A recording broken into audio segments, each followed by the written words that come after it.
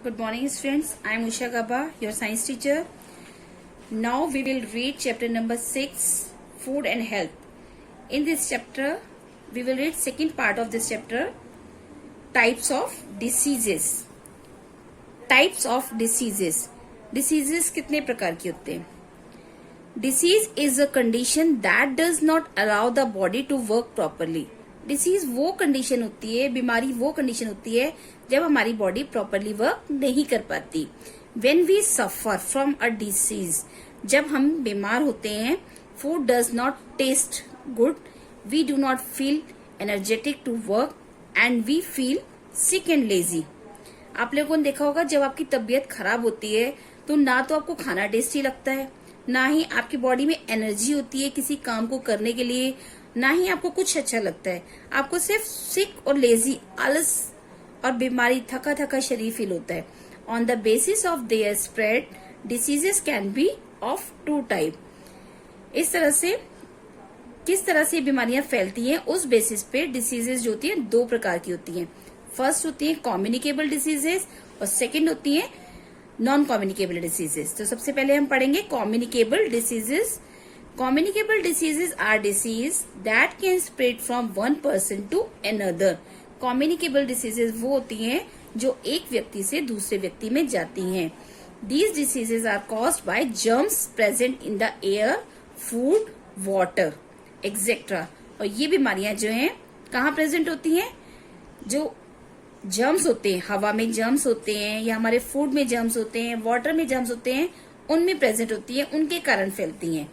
Microorganism, germs are the microorganism that cause these diseases. The germs are of following types. ये जो germs होते हैं इन्हें हम माइक्रो ऑर्गेनिज्म कहते हैं और ये germs विभिन्न प्रकार के होते हैं जैसे बैक्टीरिया, वायरसेस एंड प्रोटोजोआ. सबसे पहले bacteria, they cause disease like typhoid, plague and tuberculosis. Bacteria से कौन कौन सी बीमारियां होती हैं जैसे टाइफाइड, प्लेग एंड ट्यूबरक्लोसिस.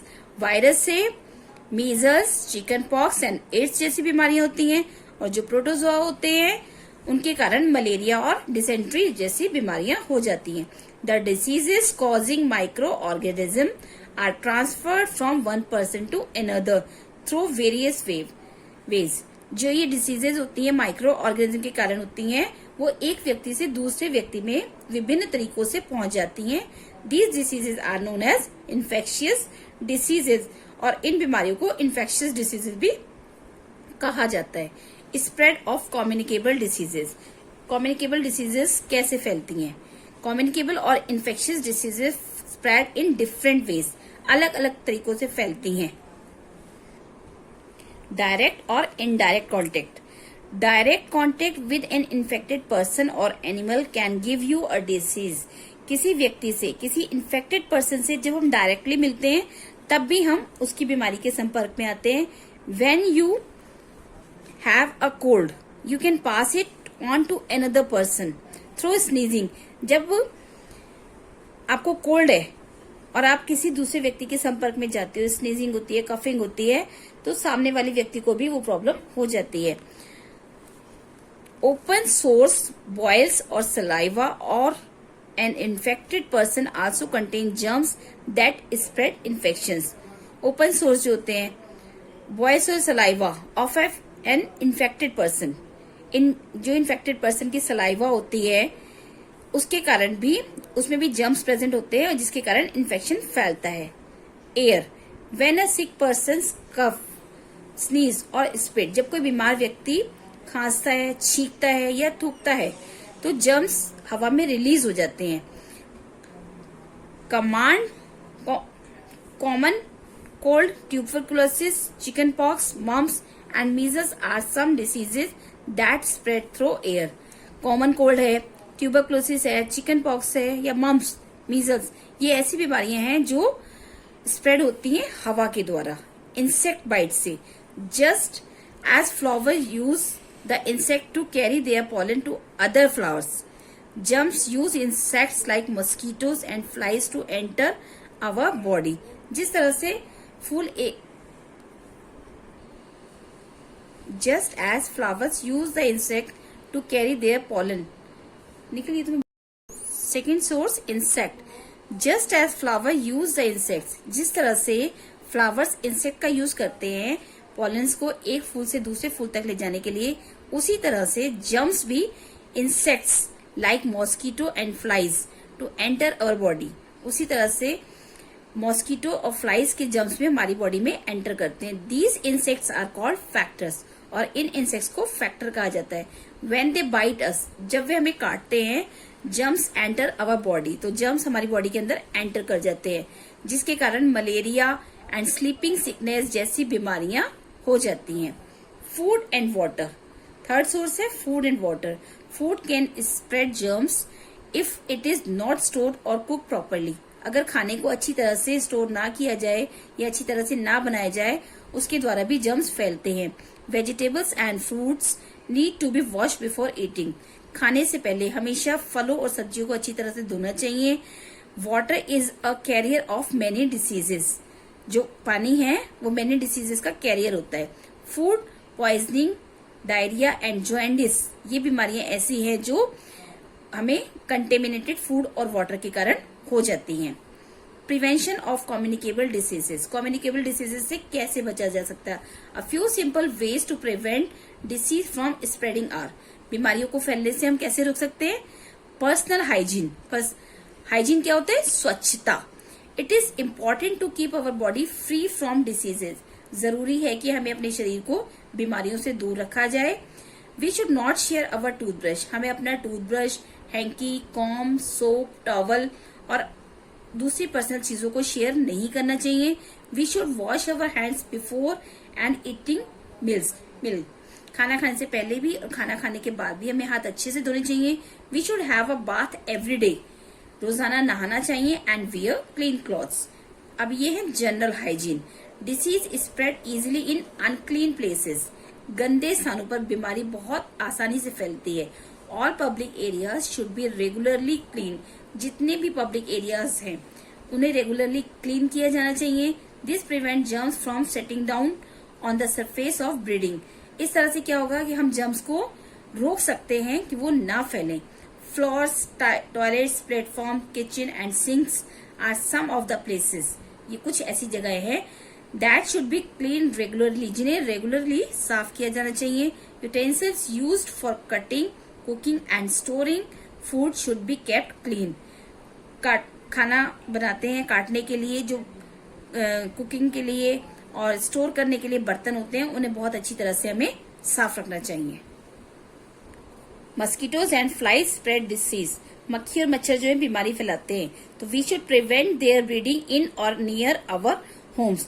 तो इसलिए हमें अपने आसपास पानी को नहीं रुकने देना चाहिए। ऐसी जगहों को साफ रखना चाहिए जहां पर वो ब्रीड करते हैं। जब वो जगह साफ होगी तो वो ब्रीड नहीं कर पाएंगे। Fresh air and strong sunlight kills germs. जो ताजी हवा होती है और सूरज की रोशनी होती है वो जर्म्स को खत्म करती है।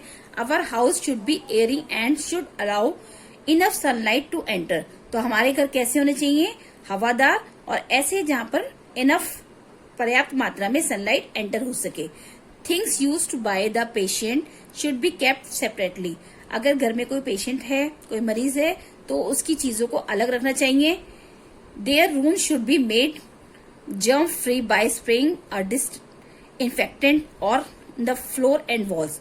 और उनके कमरों को, कोई मरीज है तो उनके कमरों को हमें जर्म फ्री रखना चाहिए। वहां पर हमें स्प्रे करते रहना चाहिए, वहां की दीवारों पर, फर्श पर हमें स्प्रे करता रहना चाहिए।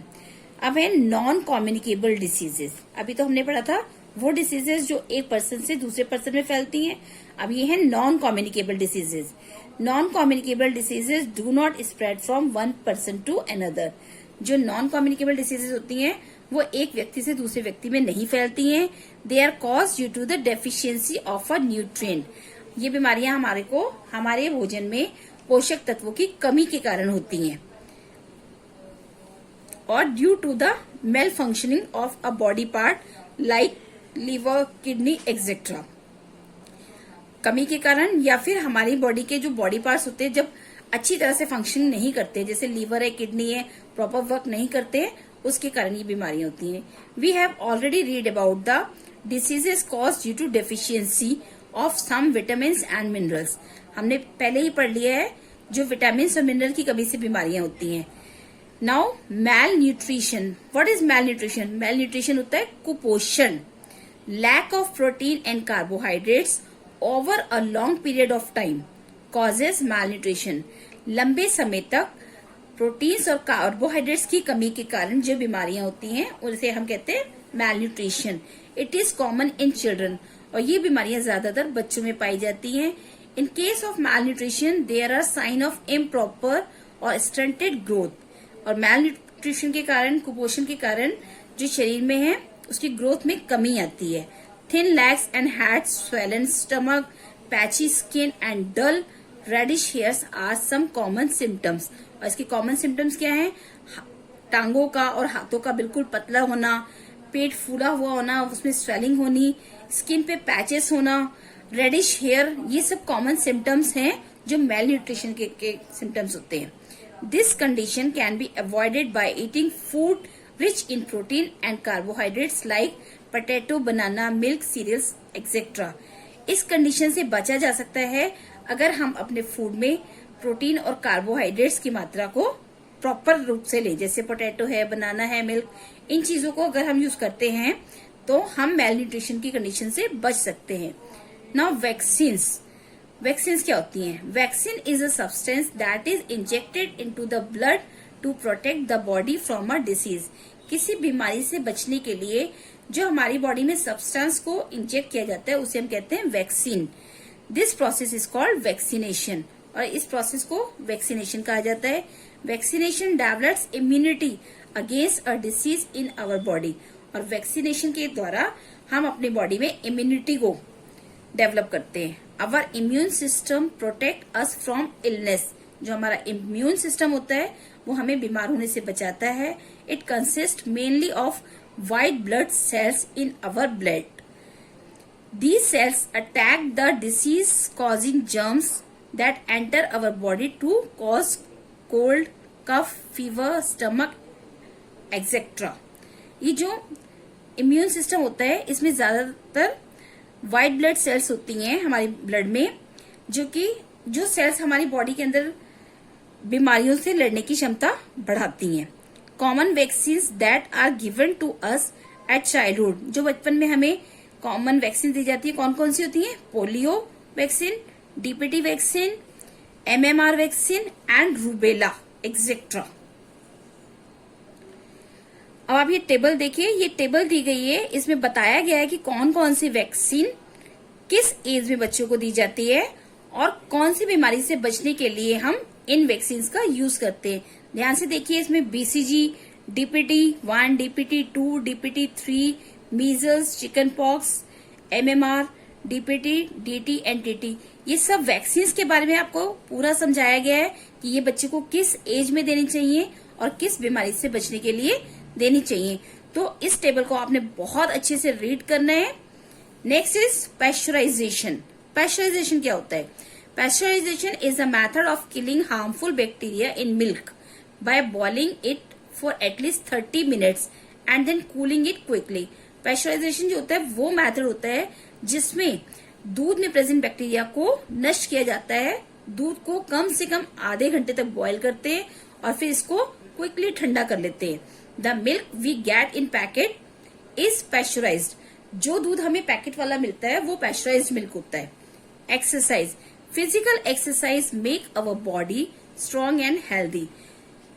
It develops our muscles and increase our stamina. जो एक्सरसाइज होती हैं, हम शारीरिक एक्सरसाइज करते हैं, वो हमारी बॉडी को स्ट्रॉन्ग करती हैं और हेल्दी रखती हैं। इसके साथ साथ ये हमारा स्टेमिना भी बढ़ाती हैं। Exercise makes our heartbeat faster. Exercise करने से क्या होता है? हमारी हार्ट बीट तेज हो जाती है, thereby improving blood circulation, जिससे हमारा ब्लड सर्कुलेशन इम्प्रूव होता है। Cycling, swimming and jogging are also good exercise.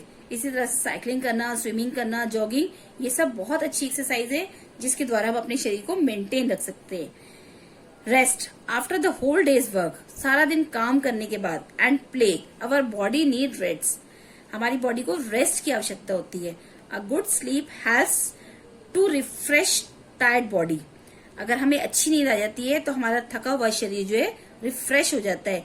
When we rest, जब हम रेस्ट करते हैं हमारी मसल्स रिलैक्स करती हैं and our breathing and heartbeat slow down, और हमारे जो हार्ट बीट होती है वो धीमी हो जाती है. A good sleep also gives our body the time for growth and repair of its cells. जो गुड स्लीप होती है, अच्छी नींद होती है, वो हमारी बॉडी को रेस्ट के साथ साथ हमारी जो सेल्स होती है उनको रिपेयर करने में भी हेल्प करती है. ओके स्टूडेंट्स, मैं सोचती हूँ कि आप लोगों ने ये लेसन अच्छे से समझ लिया होगा और इसको अच्छे से रीड करेंगे. Now we will do the exercise.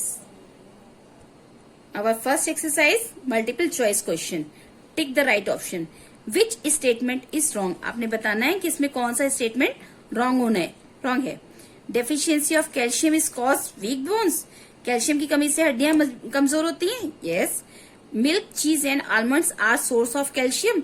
क्या मिल्क, चीज और आलमंड जो है इनसे कैल्शियम मिलते हैं. Yes. Protein are also use to build and repair worn out our cells in our body. Yes. Carbohydrates are not important nutrients.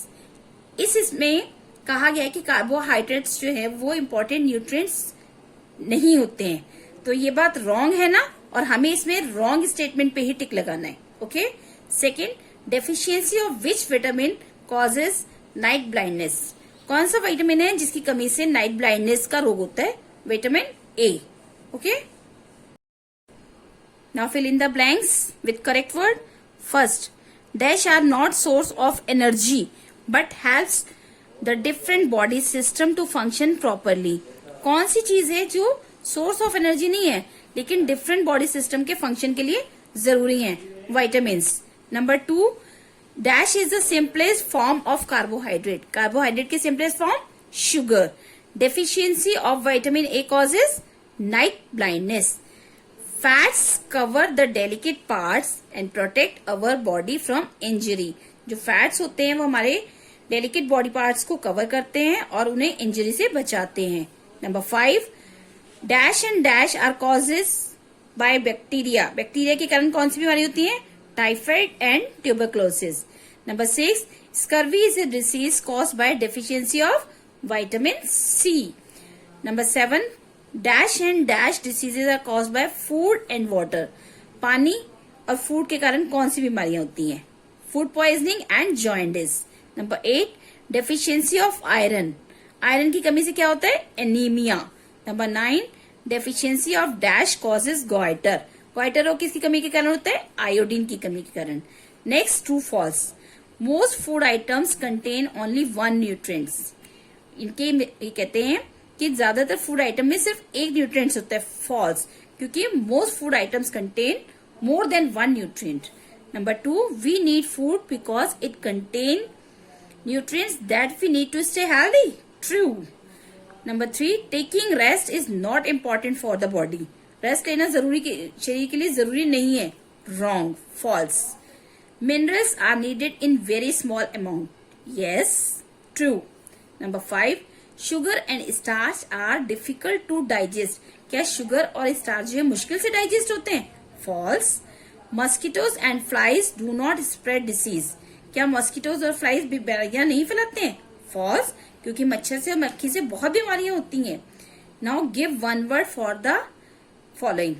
Injecting substance into the blood to protect the body from a disease. हमारे शरीर को बीमारी से बचाने के लिए जो inject किया जाता है हमारे ब्लड में वो क्या होती हैं. Vaccines. Number 2, lack of protein and carbohydrate. Protein और कार्बोहाइड्रेट्स की कमी अगर लंबे समय तक हमारे शरीर में है तो क्या होता है. Malnutrition. Number 3, capacity to fight against a disease. किसी बीमारी से लड़ने की क्षमता को क्या कहते हैं. Immunity. Okay students, now read the lesson very carefully and do the following exercise in your books. Okay, thank you students.